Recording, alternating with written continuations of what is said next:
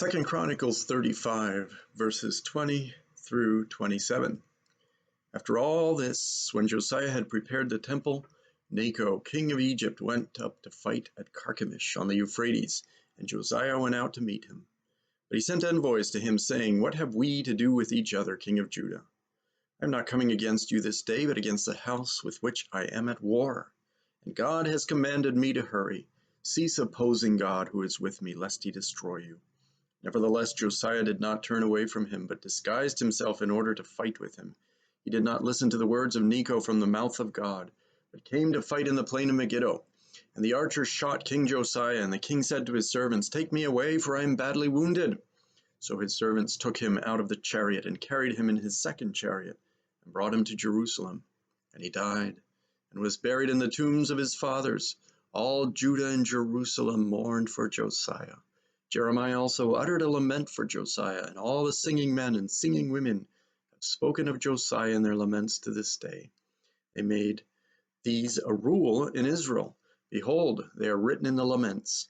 Now the rest of the acts of Josiah, his good deeds, according to what is written in the law of the Lord, and his acts, first and last, behold, they are written in the book of the kings of Israel and Judah. This is the end of the life of Josiah. So you have chapter 34 where his life starts, and he is a very zealous king. He goes after the pagan worship that had just overrun the whole land. He goes after it in a stern and thorough way. He begins his reign when he's 8 years old. When he's 16, he turns to the Lord. He starts to seek the Lord. And then when he's 20 is when he really gets going with that stuff. Then he's the one that cleans out the temple.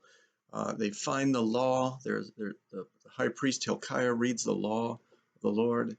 They hadn't read it before. It had been lost. When Josiah hears that, he tears his clothes, and they consult with the Lord. They repent, and then they have that Passover, which is the greatest Passover ever since the time of Samuel, it says. And there's a whole thing going on there.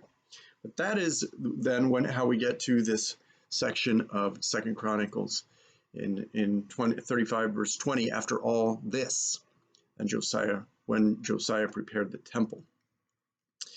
I want to start though with the lament at the bottom of this section. He died, and he's buried in the tombs of his fathers, and all Judah and Jerusalem mourned.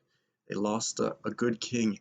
How hard is it to get a good king in Israel in these days? The next 4 kings are going to be bad. The kings before were bad. There are kings who were good, but they were few and far between. They were interspersed pretty regularly by bad ones and spells of bad ones.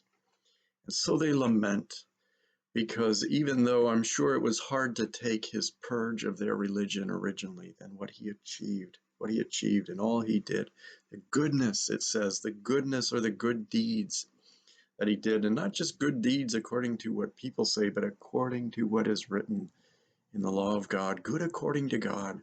How many people can that be said about? And so there is this great lament. It was a huge tragedy. Even Jeremiah writes a lament. And so people have looked at Lamentations because it's written by Jeremiah. They've looked and pored over it up and down. Where is the lament for Josiah? Well, it isn't there. It is another lament beside this. Another lament, and they have a book of laments. They had a tradition of lamenting, right? They made a rule in Israel, and it's written in the laments. It's probably a civic more than a worship occasion, because they have singing men and singing women, right? The deep sound of men and the piercing high notes that women can reach in their laments. And it's a general, national, everybody mourning for Josiah. Big deal, big lament. You lose a good king, and that's why we shouldn't undervalue somebody who does what he should in ourselves and in others, not discourage it in others. Well, they're just boring people that do what they should. How refreshing it is, when they do when they are unprofitable servants and do all that the Lord requires, as it says in the Gospels. So it ends with this lament. And so I want you to think about that, because then we can go back and look at what happened and why they lament. We know a little bit about his life.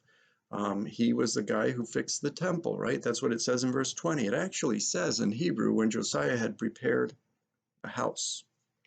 It doesn't say the temple. Now it's obvious what house they're talking about, God's house. And so the translations usually go with temple, although the original says house. And it says house because when Necho speaks to Josiah in verse 21 and says, "Get out of my way, I am not coming against you, I am going against a house with which I am at war."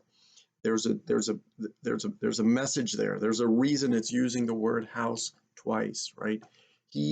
Josiah has fixed the house of God, and he is the protector, right, of that land. Why is that land important? That is where God's people are and where God is worshipped. It is the kingdom, the place of the kingdom of God. And here comes an aggressor, another king, right? But he's not headed against the house of God. He's headed against another house with which he is at war. And he says, "God has commanded me to hurry. Cease opposing me. Who is with God who is with me?" He says, "Cease opposing God who is with me, lest he destroy you." This king is going to Carchemish, which is the last stand of the Assyrian Empire. The Assyrians have been defeated, and Nineveh has been sacked by an alliance led by the Neo-Babylonians, Nabopolassar and his son Nebuchadnezzar. So they ran him out of their ancient city of Nineveh, where they were. Everybody hates the Assyrians.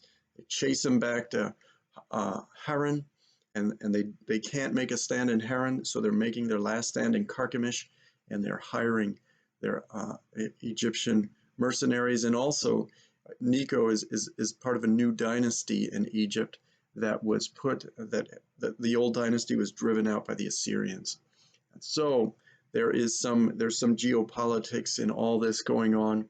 But what is interesting about the way Necho speaks is that he doesn't speak like Ashurbanipal or Tiglath-Pileser or Sennacherib, who besieged Israel in the time of Hezekiah. He says, "Cease opposing God who is with me, lest he destroy you," right? He doesn't boast and brag. He just says, "Look, I'm doing God's work, and if you stop me, God is going to not like it, and he will destroy you." And that should have rung a bell. That should have raised a flag in Josiah's mind, but it doesn't. But that's kind of the dilemma of the passage. Necho is the king of Egypt. He's a pagan king. He worships, bird-headed gods and all that kind of stuff. And he comes to you, and you are this guy who opposes all pagan idolatry radically and effectively. And you are the guy who cleansed the temple and restored it and found the law and repented and had this great Passover. And then this pagan king says, "I am doing God's work." How is Josiah supposed to know? That's kind of the dilemma of the passage. If this is true, how is he supposed to know? Turns out it is true. That's what it says in verse 22. "Nevertheless, Josiah did not turn away from him, but disguised himself in order to fight with him. He did not listen to the words of Necho from the mouth of God, but instead opposed him."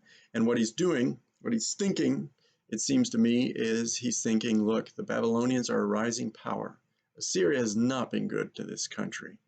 And so Egypt is going to help the Assyrians. I think what I'll do is I will help the Babylonians. The Babylonians, they've never done anything to us. They're a rising power. They will be grateful for it. And he did effectively delay Necho. And Necho was late to the Battle of Carchemish, and the Babylonians had their way there. And so Josiah did help them. Now that's going to come back and haunt them in unexpected ways in the next chapter. But I think that's what's going on in Josiah's mind. And as you can see, I think it seems like a very horizontal way to think. There's no vertical element to it, right? The king of Egypt comes to you and says, "I'm doing God's work." What is Josiah supposed to do? Well, he could have consulted with Jeremiah. Is he doing God's work? What does God say? Shall I go up against him? Will the Lord prosper me in battle? You don't see him doing that. It makes sense that he went if he's making these vertical considerations. It doesn't make sense if he's making horizontal, or rather horizontal and vertical, the other way around. It doesn't make sense if he's doing the right thing, but he's not. There's an openness to Josiah. When the law is read, what does he do? Tears his clothes, right? He opens himself to what God says. What does he do here? He disguises himself. Why do you disguise yourself? To go into battle, right? What is the consideration there? Well, we're not told. Maybe there were legitimate ones. We're just told he disguised himself. And it comes across in the narrative as a little bit shady. And so he disguises himself. He doesn't listen to the truth, even though a pagan king spoke it to him. And that's kind of the heart of the lesson of this passage. That's what it wants to confront us with, right? We as Christians, if it comes from the Bible, oh, of course, we have to listen. Now, we don't always listen as we should. But what if the devil were to tell us the truth? Should we listen to it? We should listen to the truth whenever we hear it, because all the truth comes from God. And what Josiah is not doing, and he's exhibiting, is that he doesn't trust God, because he doesn't listen to the truth, even though it is true. He doesn't trust the source, right? He doesn't trust the source. But a bad source, an unreliable source, can still tell you the truth, as plainly happens here. And what happens to Josiah is that God's arrow finds him, right? Just as it did with Ahab. The archer shot, it says, and the archer shot King Josiah. And that is God's control and sovereignty over this situation.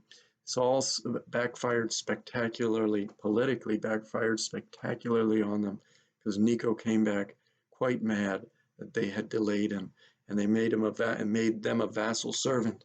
And then what happens is the Babylonians come and see their vassals of Egypt, and they're like, well, the friend of my enemy, the vassals of my enemy are my enemies. And so that's what Nebuchadnezzar then comes and takes them into captivity, just as Necho did in punishment, in a series of captivity and exile stories that happen in chapter 36. But the heart of this is that Josiah is confronted with the truth from an unreliable source, but it's true. And he needs to figure out that it is true, because we should always listen to the truth. It's an interesting point to make. The truth is always important. We should value it so much that even if a pagan king speaks it to us, we need to listen to him. Because what is the alternative? What does it say happened in this story? It ended with lamentation, because he did not.